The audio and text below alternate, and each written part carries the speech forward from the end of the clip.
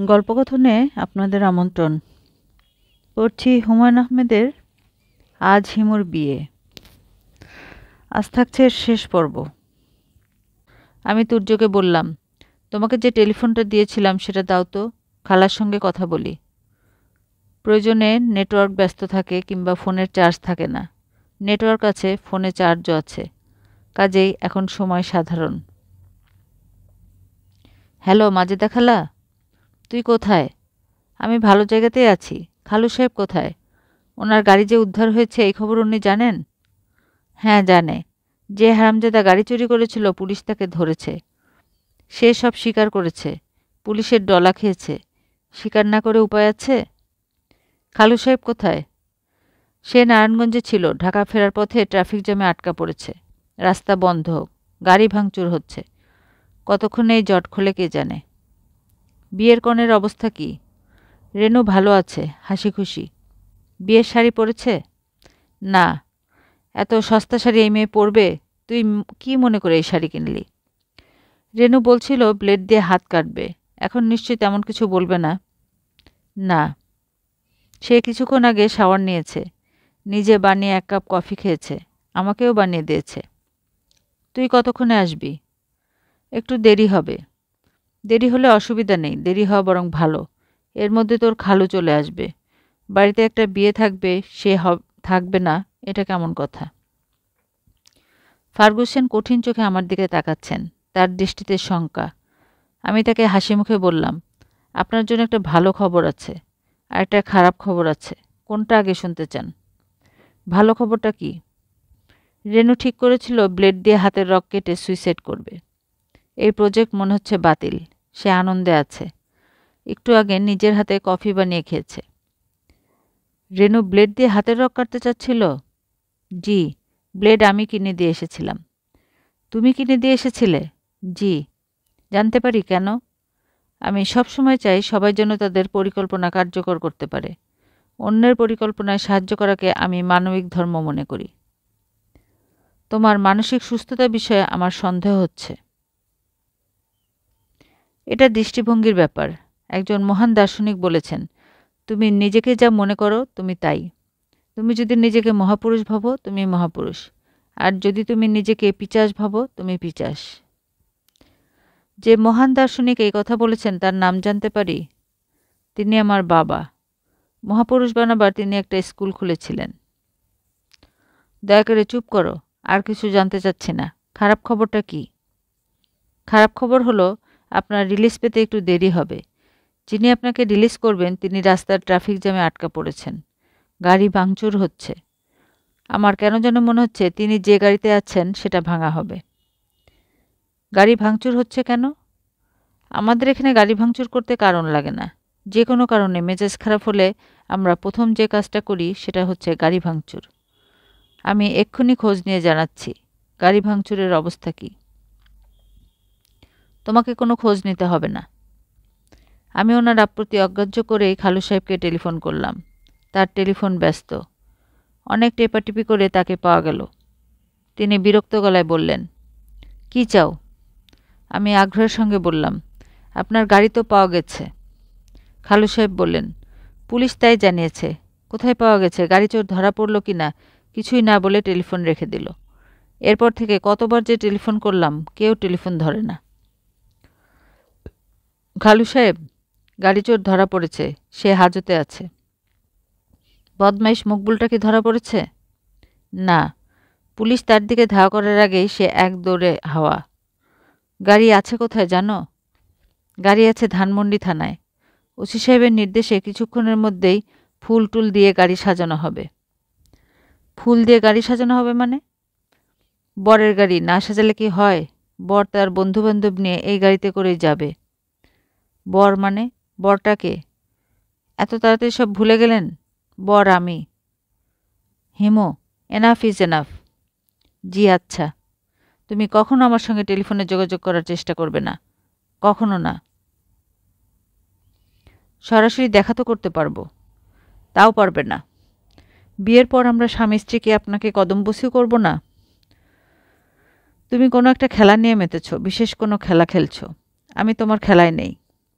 জি আচ্ছা। মনে রেখো, টেলিফোনে সরাসরি আমার সঙ্গে কোনো যোগাযোগ করবে না। আপনি যদি টেলিফোন করেন তখন কি ধরব? আমি তোমাকে নিশ্চিত করছি কখনো তোমাকে টেলিফোন করব না। Never ever. তোমার খালা এবং আমি ভিন্ন ব্যক্তি। দুইজন দুই গ্রহে বাস করি।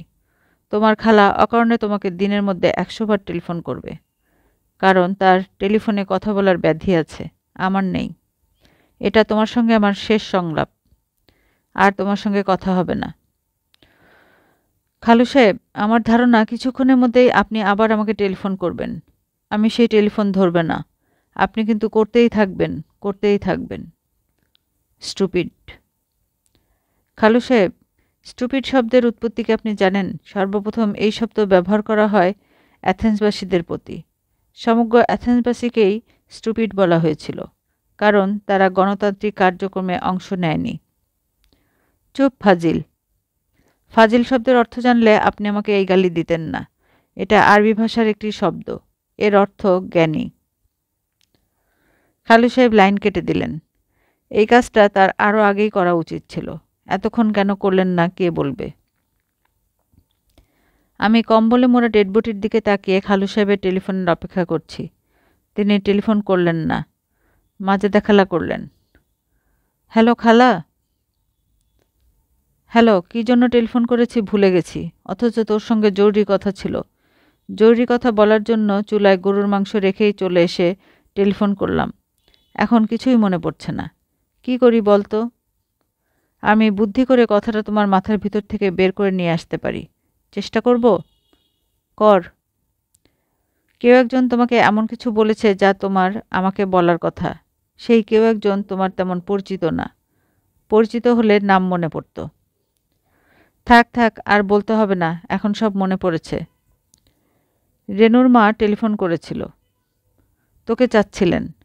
রেনুর বাবা সম্পর্কে জানতে চাচ্ছিলেন। তোর তাকে এয়ারপোর্ট থেকে নিয়ে আসার কথা। নিয়ে তো এসেছি। উনি কোথায়? উনি হাজতে। হাজতে মানে? পুলিশ চুরির অপরাধে তাকে হাজতে ঢুকিয়ে দিয়েছে। ওনার পেয়েছে বাথরুম, এখনও বাথরুমে যাওয়ার সুযোগ পাননি। সাদা চামড়া হিসেবে পুলিশ যে এক্সট্রা খাতির করবে তা করছে না।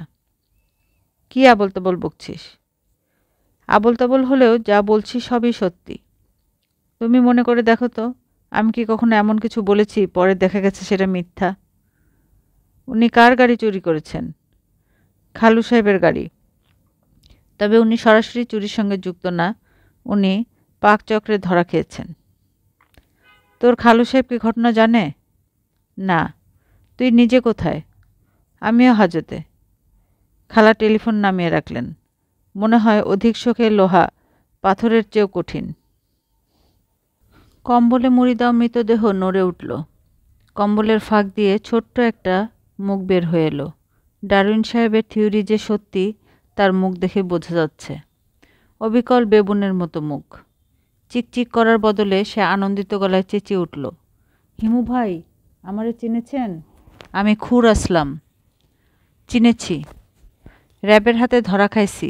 প্রথমে ভাবছি ক্রস ফায়ারে ফেলব। মতলব সেই রকমই ছিল। চাইপা পায়ে ধরনের কারণে মাপ পাইছি। খুরের কাজ কি চালিয়ে যাচ্ছ? আপনি আমারে একবার $1 দিলেন, এরপর থেকে খুর অফ। এখন ঠকবাজি করি। একদিনে তো আর ভালো মানুষ পাওয়া যায় না, ধাপে ধাপে হইতেছি। খারাপ একদিনে হওয়া যায়, ভালো হইতে টাইম লাগে। আপনার পাশে এই সাদা বান্দরটা কে? প্রফেসর, ইংরেজির প্রফেসর। প্রফেসর সাহেব ধরা খাইছে? শান্তি পাইলাম। কেউ বিপদে পড়ছে দেখলে এমন শান্তি পাই। এর কারণটা কি হিমু ভাই? এর কারণটা হচ্ছে তোমার মতোই একজন পৃথিবীতে আছে যে কাউকে বিপদে পড়তে দেখলেই কষ্ট পায়।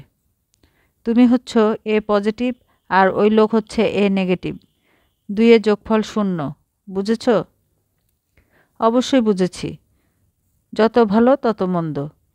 হিমু ভাই, এই সাদা চামড়ার পাছায় একটা লাথি মারতে ইচ্ছা করতেছে।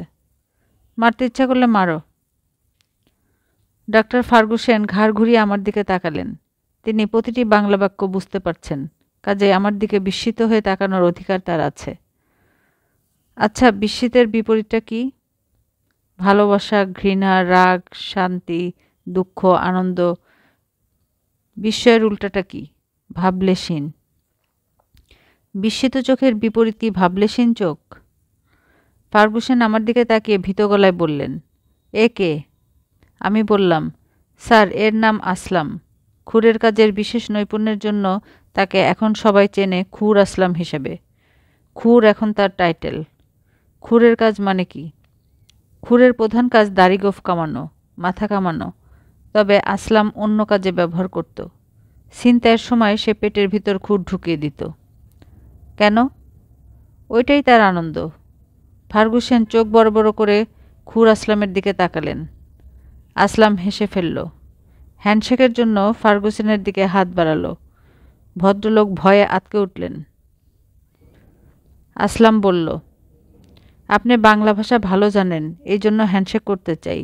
আমার মায়ের ভাষা যে জানে, আমার কাছে তার ভালো কদর। ফার্গুসনকে হ্যান্ডশেক করতে হলো। তার চোখ রাজ্যের বিভীষিকা। হাজতের দরজা খোলা হচ্ছে। দরজার ওপাশে ওসি সাহেব কঠিন চোখে আমার দিকেই তাকিয়ে আছেন। হিমু। জি স্যার। এইবার আমি তোমাকে ছাড়ব না। আমার সন্তানের কসম, তোমার শেষ দেখে নেব। মেরে ফেলবেন?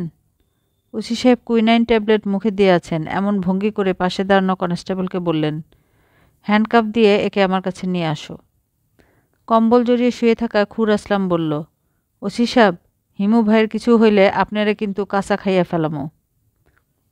ওসি সাহেব নির্বিকার ভঙ্গিতে বললেন, খুর আসলামকে আরেক দফা মার দিও। আমি এবং ডক্টর ফার্গুসন ওসি সাহেবের খাস কামরায় বসে আছি। তাকে দেখে মনে হচ্ছে তিনি মাইক্রোওয়েভ ওভেনের ভেতর বসে আছেন। তার শরীরে যত পানির অণু আছে সব কয়টা একসঙ্গে উত্তাপে ছটফট করছে। বড় করে হা করলে তার মুখ দিয়ে আগুন বের হবে বলে আমার বিশ্বাস। তিনি বললেন, তুমি এই প্যাচটা কেন লাগিয়েছ? একজন সম্মানিত আমেরিকান সিটিজেনকে হাজতে ঢুকিয়েছ। আমি বললাম, হাজতে তো আমি ঢুকাইনি, পুলিশ ঢুকিয়েছে। তুমি ব্যবস্থা করেছ। আমি থানায় উপস্থিত থাকলে এই ঘটনা ঘটতে দিতাম না। এখন আমার চাকরি যায় যায় অবস্থা। কোন কোন জায়গা থেকে আমার কাছে টেলিফোন এসেছে এটা জানো?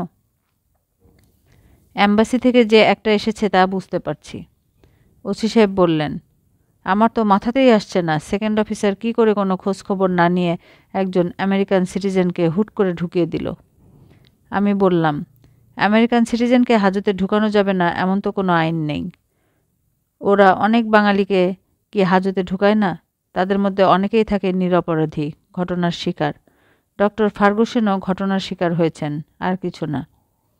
হাজত থেকে বিকট চিৎকার ভেসে আসছে। মনে হয় খুর আসলামকে বানানো হচ্ছে। ওসি সাহেব তার ঘরের দরজা ভিড়িয়ে দিলেন। তিনি ভদ্রলোক মানুষ।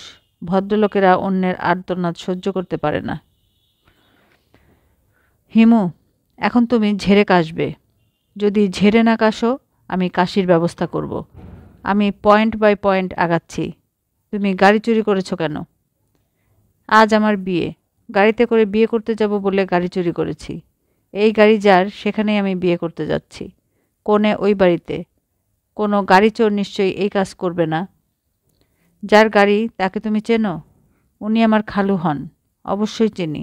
তিনি এত দামি গাড়ি আমাকে বিয়েতে ব্যবহার করতে দেবেন না, তাই তাকে না বলে নিয়েছি। তোমার কথার আগামাথা কিছুই মিলাতে পারছি না। তুমি কাকে বিয়ে করছো? ডক্টর ফার্গুসনের মেয়েকে। এই আমেরিকানের মেয়ে? জি, উনি ডক্টর ফার্গুসন, ইংরেজি সাহিত্যের অধ্যাপক। তার মেয়ের বিয়ে হচ্ছে তোমার সঙ্গে? Yes sir. আপনার এবং পারুল ভাবি দুজনেরই বিয়েতে দাওয়াত। খুর আসলামকে যদি বরযাত্রী হিসেবে নিতে পারি খুবই খুশি হব। দাঁড়াও, তোমার খুশি আমি বের করছি। বরযাত্রী যেতে না চাইলে তো জোর করে নিতে পারবো না। শুধু যদি ফুল টুল দিয়ে গাড়িটা সাজাবার ব্যবস্থা করে দেন। গাড়ি সাজানোর টাকা আমি দিতে পারছি না। হাত খালি। শুধু হাত খালি না, হাত পা সবই খালি। ওসি সাহেব বিড়বিড় করে বললেন, তোমাকে আমি এমন একটা শিক্ষা দেব যে জীবনে কখনো প্যাস খেলা শিখবে না। প্যাস খেলা আমি পছন্দ করি না। যেই প্যাস খেলবে তারই আমি 14টা বাজিয়ে দেব। স্যার, পারবেন না। আসল প্যাস যিনি খেলেন তাকে গড বলা হয়। উনি যখন খেলাটা দেখান তখন বিস্মিত হয়ে আমাদের খেলা দেখতে হয়। ওসি সাহেব চুপ করে গেলেন। গডের প্যাচ খেলা কথাটায় তিনি সামান্য থমকে গেছেন। আমি বললাম, স্যার, আর একটা কথা বলি। চুপ, কোনো কথা না। কালু সাহেবের গাড়িটা সুন্দর করে ফুলটুল দিয়ে সাজিয়ে দিলে আমার জন্য শুভ হবে, কারণ বরযাত্রী যে থানা থেকে যাবে এ বিষয়ে সন্দেহ নেই। ওসি সাহেব ফার্গুসনকে বললেন, এই ছেলের কথা কি সত্যি? ফার্গুসন বললেন, কোনটা সত্য কোনটা মিথ্যা সব এলোমেলো হয়ে গেছে। আমি খুব খুশি হব যদি আপনি আমাকে এক কাপ কফি খাওয়াতে পারেন। ওসি সাহেব ঘর থেকে বের হয়ে গেলেন, সম্ভবত কফির ব্যবস্থা করতে। ওসি সাহেবের বিদায় এবং খালু সাহেবের প্রবেশ একই সঙ্গে হলো। তিনি এখন তাকিয়ে আছেন আমার দিকে। তার চোখ দিয়ে আগুন ঝরছে। তার চোখের 1 ফুটের কাছে দেয়াশালের কাঠি ধরলে অবশ্যই সেই কাঠি জ্বলে উঠবে। ফার্গুসন আনন্দিত গলায় বললেন, হ্যালো। বন্ধুর গলা হ্যালো তাকে স্পর্শ করল না। তিনি আমার দিকেই তাকিয়ে আছেন। এর মধ্যে ওসি সাহেবও চলে এসেছেন। তার দৃষ্টি খালু সাহেবের দিকে। আমি বললাম, খালু সাহেব চা খাবেন? এরা লেবু চা খুব ভালো বানায়। খালু সাহেব বড় করে নিঃশ্বাস নিলেন। ফার্গুসনের দিকে এক পলক তাকিয়ে দৃষ্টি ফিরিয়ে নিলেন ওসি সাহেবের দিকে। চোখ মুখ কুঁচকে বললেন, এই গাড়ি চোরটার শরীরের প্রতিটি হাড্ডি কি মেরে পাউডার বানানো সম্ভব? খরচ আমি দেব। যে গাড়িটা আপনারা উদ্ধার করেছেন সেটা আমার গাড়ি। ওসি সাহেব বললেন, প্রপার ট্রিটমেন্ট দেওয়া হবে, আপনি এই বিষয়ে চিন্তা করবেন না। আমার ড্রাইভার মকবুল কি ধরা পড়েছে? এখনও ধরা পড়ে নাই, তবে পড়বে। তার বাড়িতে পুলিশ চলে গেছে। খালু সাহেব আরামের নিঃশ্বাস ফেললেন। ওসি সাহেবের খাস কামরায় এখন আমরা 3 জন। খালু সাহেব এবং তার বন্ধু চেয়ারে বসেছেন। আমি দাঁড়িয়ে আছি। মূল নাটক শেষ হয়ে গেছে। নাটকের পাত্রপাত্রীরা কে কোথায় যাবে তা নির্দেশক ঠিক করবেন। জীবন নাটকের নির্দেশক এক এক সময় এক একজন হন। এখন থানার ওসি সাহেব। তিনি এই মুহূর্তে চূড়ান্ত ব্যস্ত। উপর থেকে বিশেষ কেউ টেলিফোন করেছে। ওসি সাহেবকে প্রতি সেকেন্ডে একবার করে স্যার, ইয়েস স্যার, অবশ্যই স্যার বলতে হচ্ছে। ওসি সাহেবের চেহারায় গলার স্বরে নিচু হয়ে কথা বলার ভঙ্গিতে তেল তেলে ভাব চুইয়ে চুইয়ে পড়ছে। খালু সাহেব এবং ফার্গুসন প্রীতি সম্ভাষণ জাতীয় কিছু শুরু করেছিলেন। ওসি সাহেবের ইশারায় তারাও চুপ করে গেলেন। একসময় টেলিফোন পর্ব শেষ হলো। ওসি সাহেব কপালের ঘাম মুছতে মুছতে বললেন, স্বরাষ্ট্রমন্ত্রী, আমার চাকরি মনে হয় গেছে। খালু সাহেব বললেন, আপনার চাকরি নিয়ে আপনি চিন্তা করুন। এখন আমাদের যেতে দিন, অনেক হয়েছে। ওসি সাহেব বললেন, কিছুক্ষণ অপেক্ষা করতে হবে। বিদেশি অতিথির জন্য কফি আনতে লোক গেছে, এখনই চলে আসবে। খালু সাহেব বললেন, বিদেশি অতিথি নিয়ে চিন্তা করবেন না। অতিথি আমার ঘনিষ্ঠ বন্ধু, সে আমার বাড়িতে গিয়ে কফি খাবে। ওসি সাহেব বিব্রত গলায় বললেন, কিছুক্ষণ অপেক্ষা করতেই হবে। আপনার গাড়িটা ফুলের দোকানে পাঠানো হয়েছে, ফুল দিয়ে সাজাবে। খালু সাহেব হতভম্ব গলায় বললেন, গাড়ি ফুল দিয়ে সাজানো হচ্ছে কেন? ওসি সাহেব জবাব দিলেন না। আমার দিকে হতাশ চোখে তাকিয়ে থাকলেন। ফার্গুসন নিচু গলায় ইংরেজিতে খালু সাহেবকে বললেন, হিমু নামের এই ছেলে ওসি সাহেবকে প্রভাবিত করে গাড়ি সাজানোর কাণ্ডটা ঘটিয়েছে।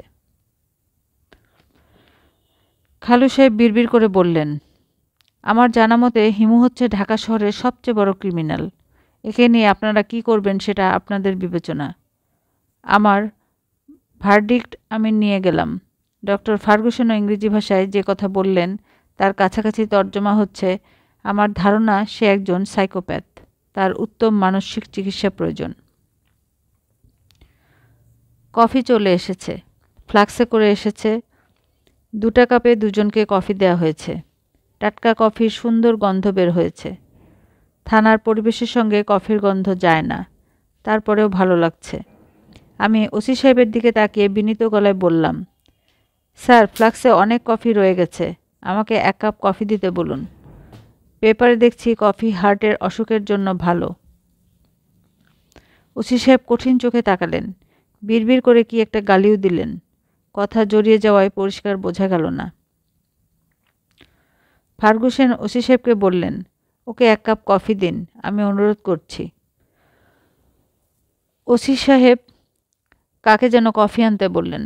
ফার্গুসন দ্বিতীয় অনুরোধ করলেন, তুর্য ছেলেটির বিরুদ্ধে তেমন কোনো চার্জ যদি না থাকে তাহলে তাকেও ছেড়ে দিন, আমি তাকে সঙ্গে করে নিয়ে যাব।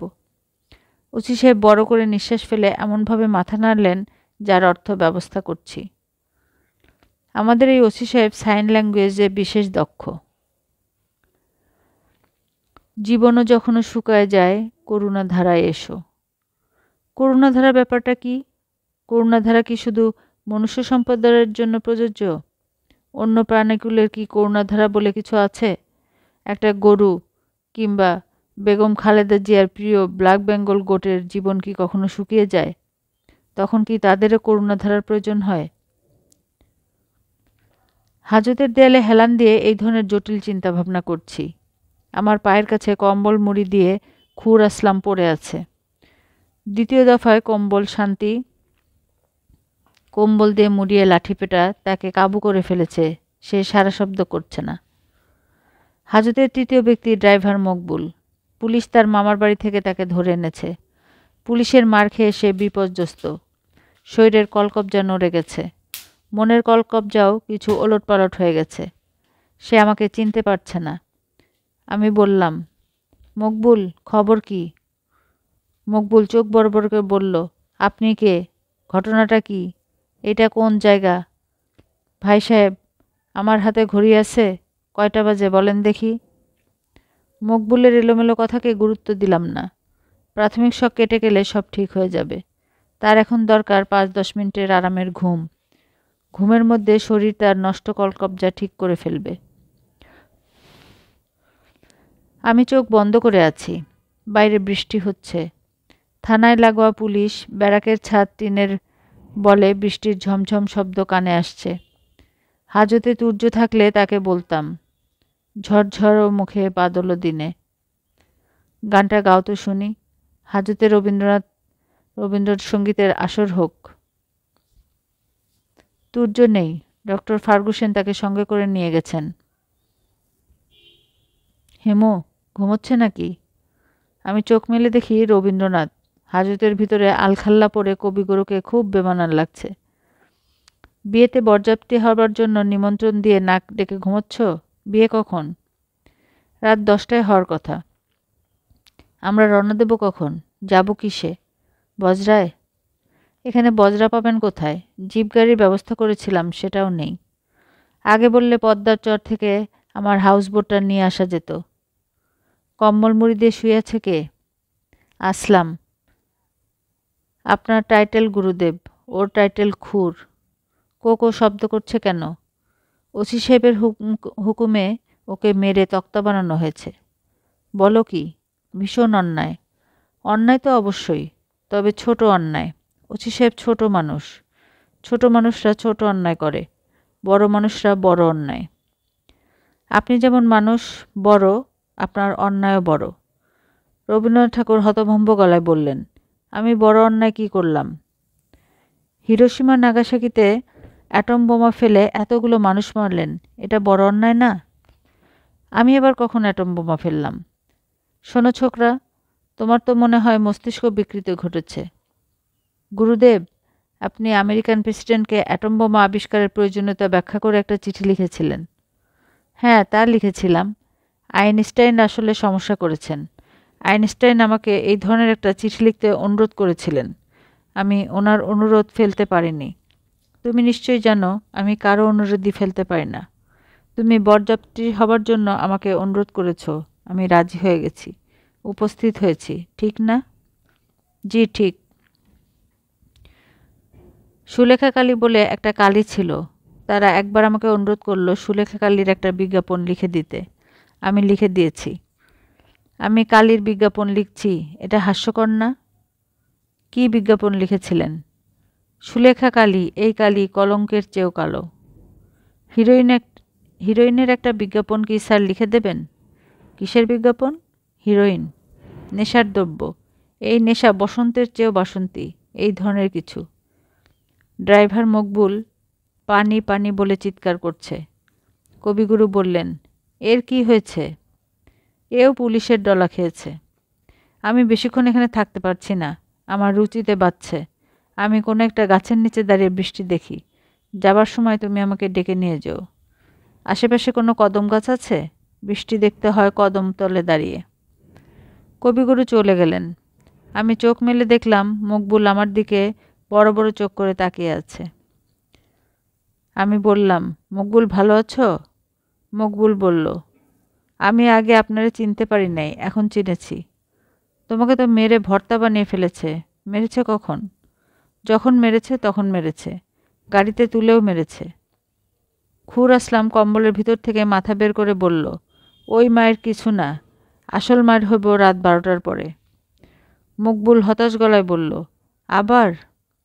খুর আসলাম উদার গলায় বলল, বুদ্ধি শিখায় দেব, বুদ্ধিমতো কাজ করবেন, দেখবেন ব্যথা কম, তবে মায়ের খাওয়ার মধ্যেও আনন্দ আছে।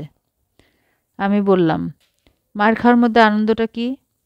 খুর আসলাম বলল, মায়ের খাওয়ানোর সময় মনে হয় কিছুক্ষণের মধ্যে মায়ের বন্ধ হবে, এটা চিন্তা করে আনন্দ। মায়ের যখন বন্ধ হয় তখন আনন্দ। ভালো মার দিলে সুনিদ্রা হয়, এইটাও আনন্দ। মকবুল বলল, ভাইজান, আপনার সামনে একটা সিগারেট খাবো, বড়ই অস্থির লাগতেছে। খুর আসলাম বলল, খাও খাও, হাজতে মুরিব্বু কেউ নেই, সব সমান।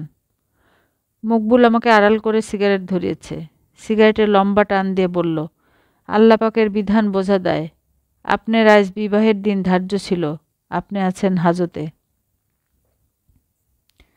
আমি বললাম, আল্লাহ পাকের বিধান বোঝার চেষ্টা না করাই ভালো।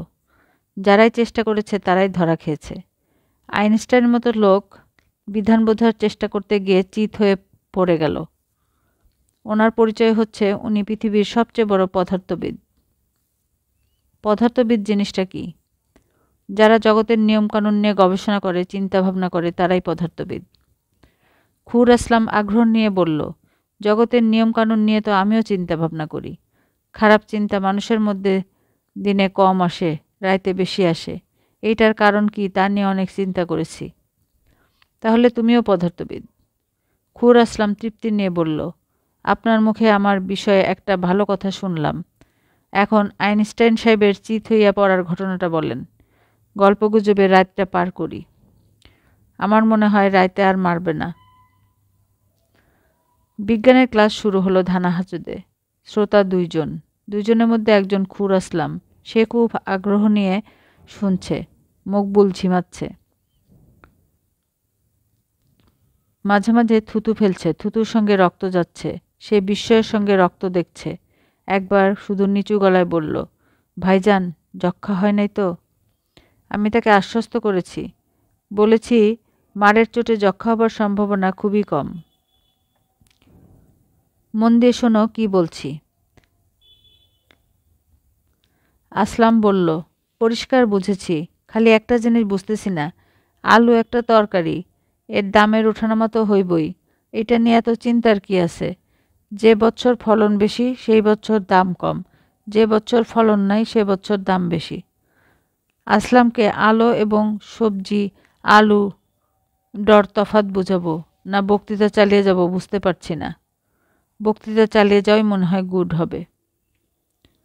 পকেটের মোবাইল টেলিফোন মিউ মিউ করছে। আমি টেলিফোন ধরেই খালার কান্না কান্না গলা শুনলাম। খালা বললেন, তোর ভাগ্যটা এত খারাপ কেন? আমি বললাম, আমার ভাগ্য খারাপ যাতে অন্য একজনের ভালো হয়। ভাগ্যের ব্যাপারটাও সাম্য অবস্থার নীতি কাজ করে। মন্দ ভাগ্য সমান সমান ভালো ভাগ্য। খালা ধমক দিয়ে আমাকে থামিয়ে দিয়ে বললেন, এইমাত্র রেনুর বিয়ে হয়ে গেছে। ভালো তো, ড্রাগ অ্যাডিক্টেডকে বিয়ে করেছে। আমি ছাড়া সবাই খুশি, তোর খালুও খুশি। স্বামী স্ত্রীর খুশিটাই ধর্তব্য, অন্যদের খুশি অখুশি কোনোটাই ধর্তব্য না। রেনু কি খুশি? খুব খুশি। আনন্দে একটু পরপর চোখ দিয়ে পানি পড়ছে। রেনুর মা কি বিয়েতে এসেছেন? এসেছেন। তার শরীরটা খুব খারাপ, আমার বিছানায় শুয়ে আছেন। তিনি কি খুশি? তার খুশি অখুশি বুঝতে পারছি না। সে বলেছে আমার মেয়ের বিয়ের ব্যবস্থা করা হয়েছে, এই বিয়ে অবশ্যই শুভ হবে। শরীর খারাপ হলে যা হয় উল্টাপাল্টা কথা। তুই কোনো দুঃখ অন্য ছেলের সঙ্গে বিয়ে ঠিক করবি? তুই কোন দুঃখে অন্য ছেলের সঙ্গে বিয়ে ঠিক করবি? ওনার সঙ্গে কি একটু কথা বলা যাবে? তার খুশি অখুশি বুঝতে পারছি না। সে বলেছে আমার মেয়ের বিয়ের ব্যবস্থা হিমু করে দিয়েছে। এই বিয়ে অবশ্যই শুভ হবে। শরীর খারাপ হলে যা হয়, উল্টাপাল্টা কথা। তুই কোন দুঃখে অন্য ছেলের সঙ্গে বিয়ে ঠিক করবি? ওনার সঙ্গে কি একটু কথা বলা যাবে? তুই ধরে থাক, আমি দিচ্ছি। রেনুর মা টেলিফোন ধরতেই আমি বললাম, জীবনও যখন শুকায় যায় করুণাধারায় এসো, এই কথাটার মানে কি আপনি আমাকে বুঝিয়ে দেবেন? ভদ্রমহিলা বিড়বিড় করে বললেন, বাবা তোমাকে ধন্যবাদ। তুর্যকে আমার পছন্দ হয়েছে। তুমি ওদের জন্য কোনো এক ফাঁকে মঙ্গল কামনা করো। হাজতের প্রায়ন্ধকার ঘরে আমরা 3 জন প্রার্থনার জন্য তৈরি হয়েছি। খুর আশ্রাম রাজি হচ্ছিল না, তাকেও রাজি করানো হয়েছে। পিথাগোরাস বলে গেছেন তিন খুব শক্তিশালী সংখ্যা। 3-এ আছে আমি, তুমি এবং সর্বশক্তিমান তিনি। সেজন্যই ত্রিভুবন, ত্রিকাল এবং ত্রিশক্তি। কবুল বলতে হয় 3 বার, তালাক বলতে হয় 3 বার। পৃথিবীতে রঙও মাত্র 3টা, লাল, নীল এবং হলুদ। বাকি সব রং এই 3-এর মিশ্রণ। আমরা বললাম, হে করুণাময়, তুমি রেণু এবং তুর্যের উপর করুণা বর্ষণ করো, যেন কখনো তাদের করুণাধারার অনুসন্ধানে যেতে না হয়।